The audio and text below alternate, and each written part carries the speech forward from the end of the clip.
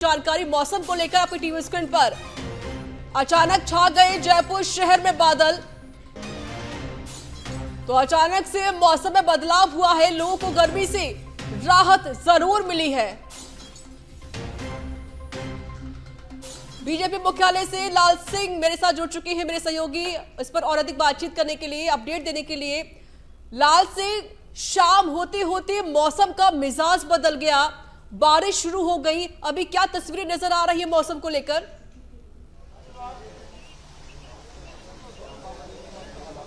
देखिए, बिल्कुल ऋचा, इसमें कोई दो राय नहीं है कि राजस्थान पर इस पर जमकर मेहरबान हो रहे हैं मेघ, लेकिन इसके बीच भी कहीं ना कहीं प्रशासन की अव्यवस्थाओं का आलम भी देखने को मिल रहा है। उसका खामियाजा आम जनता को भुगतना पड़ा है। प्रदेश के करीब 1 दर्जन जिलों में बाढ़ के हालात बन गए। कई जिले ऐसे हैं जहां जनजीवन पूरी तरह से अस्त व्यस्त हो चुका है। और आपने देखा होगा, सीएम भजनलाल शर्मा भी जब सड़कों पर उतरे जयपुर में, हम पूरे दिन साथ रहे। 3 घंटे ग्राउंड रियलिटी की रिपोर्ट जब हमने देखी तो पता लगा कि स्थानीय प्रशासन की बहुत बड़ी लापरवाही का खामियाजा आम जनता को भुगतना पड़ रहा है।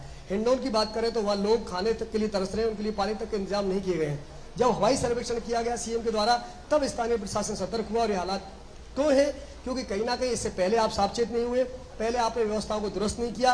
आप दोष किसको देते हो कि बारिश अधिक हो गई? बारिश नहीं हो तब भी गलत है, बारिश हो तब भी गलत है, क्योंकि आपकी व्यवस्थाओं में कहीं ना कहीं दोष है।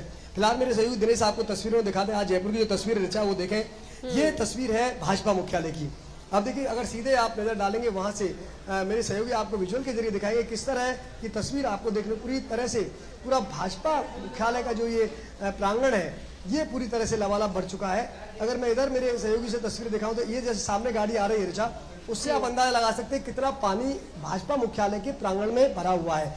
यानी कि यहाँ जब इतना पानी हो सकता है तो आप समझिए कि जयपुर में जो मूसलाधार बारिश हो रही है उसके कारण कॉलोनियों में क्या स्थिति होगी, जो निचली बस्ती है उनमें क्या स्थिति होगी, इससे अंदाजा लगा सकते हैं कि क्या तस्वीर जयपुर की बनी हुई है। क्योंकि आपने देखो, लगातार 3 से 4 दिन से बारिश का जो दौर जारी है वो थमने का नाम नहीं रहा है।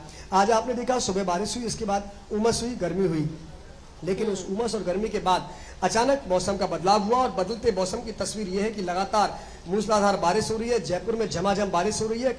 जो निचली बस्तियां हैं, खासकर उन इलाकों में पानी भर चुका है और ये बारिश राजस्थान के अधिकतर इलाकों को कवर कर रही है। एक बात और मैं आपको बताऊं ऋचा, क्योंकि ये जो मौसम विभाग की चेतावनी है वो करीब 7 दिन की चेतावनी है। अभी 4 दिन हुए, यानी कि 3 दिन और राजस्थान के कई जिलों में इसी तरह की बारिश रहेगी। आज की हम बात करें तो आज भी 6 जिलों के लिए मौसम विभाग ने तेज बारिश की चेतावनी दी थी, जिनमें राजस्थान, जयपुर की राजधानी भी शामिल है। और फिलहाल वही मौसम विभाग की चेतावनी साफ अपना असर दिखाती हुई नजर आ रही है।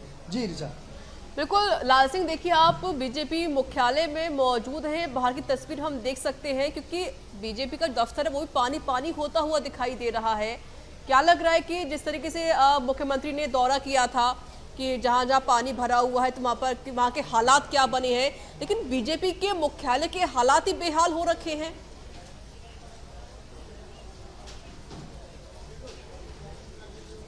नहीं, देखिए, यहाँ थोड़ा सा इसको सुधारना पड़ेगा, क्योंकि दरअसल यहाँ ये पानी समय ज्यादा रुकता नहीं है। ये जो प्रांगण है ये वो नीचे वाला इलाका है, यहाँ पानी आता है और पानी बारिश के बंद होते हुए निकल जाता है।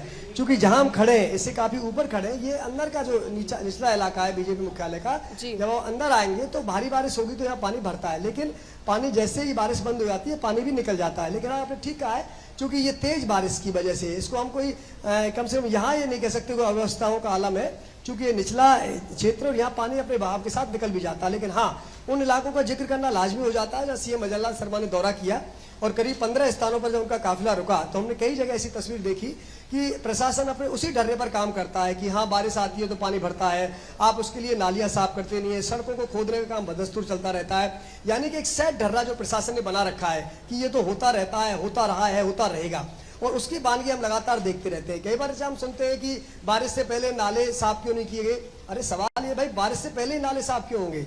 आपकी ड्यूटी क्या है? आपको तो हर दिन सफाई करनी है। कर्मचारियों की जिम्मेदारी क्या है? जिम्मेदार लोगों की जिम्मेदारी क्या है? शहर हर दिन साफ रहे, यानी कि नदी नाले आप साफ कब करोगे, नाले साफ कब करोगे? जब बारिश आने की चेतावनी होगी, उससे पहले चाहे गंदगी का ढेर लगा रहे। तो ये जो सेट परंपरा प्रशासन की बन चुकी है, ब्यूरोक्रेसी का एक सेट पैटर्न बन चुका है, उसके कारण आम जनता भी यही मानकर चलती है कि शायद बारिश से आने से पहले ही नाले साफ किए जाते हैं, उससे पहले नालों को साफ करने का कोई कल्चर है ही नहीं। बल्कि ऐसा है ही नहीं। आप जिस तरह आपकी डेली की रूटीन दिनचर्या है, आपकी जो ड्यूटी दी गई है, आपका जो कर्तव्य है, वो आपको निभाना पड़ेगा। लेकिन हमारे साथ दिक्कत क्या है, हमें अधिकार सभी को याद रहते हैं, कर्तव्य हमें याद रहते नहीं। और यही वजह है कि प्रशासन की लापरवाही, प्रशासन की जो तंत्र है उसका सेट पैटर्न आम जनता के लिए मुश्किलें खड़ी कर देता है। अब देखिए कानोता बांध की तस्वीर देखिए, वहाँ 5 लोगों की मौत हो गई, लेकिन अभी भी वहाँ पर कोई भी कर्मचारी जलदाय विभाग ने नियुक्त नहीं किया है कि यहाँ पर आने वालों को रोका जाए। यही तस्वीर तमाम बांधों की है। जब आपको पता है कि बांधों में इस तरह का जब माहौल बनता है तो लोग चले आते हैं, हालांकि लोगों को में अवेयरनेस की कमी है, वो अलग बात है। लेकिन जलदाय विभाग या पुलिस तंत्र अपनी तरफ से कोई ऐसे इंतजाम नहीं करता है कि इस बारिश के मौसम में वहां लोगों को आने से रोका जाए, ताकि 2 दुर्घटना में बात करूं, चाहे बयाना की बात कर लूं, 7 लोगों की मौत हुई, चाहे आप कानोता बांध की बात कर ली, 4 लोगों की मौत हुई। तो ये तस्वीर सिर्फ और सिर्फ लापरवाही रही, प्रशासन की वो लापरवाही कि आपने समय रहते उचित कदम नहीं उठाए और लोगों को अपनी जान देकर उसकी कीमत चुकानी पड़ी।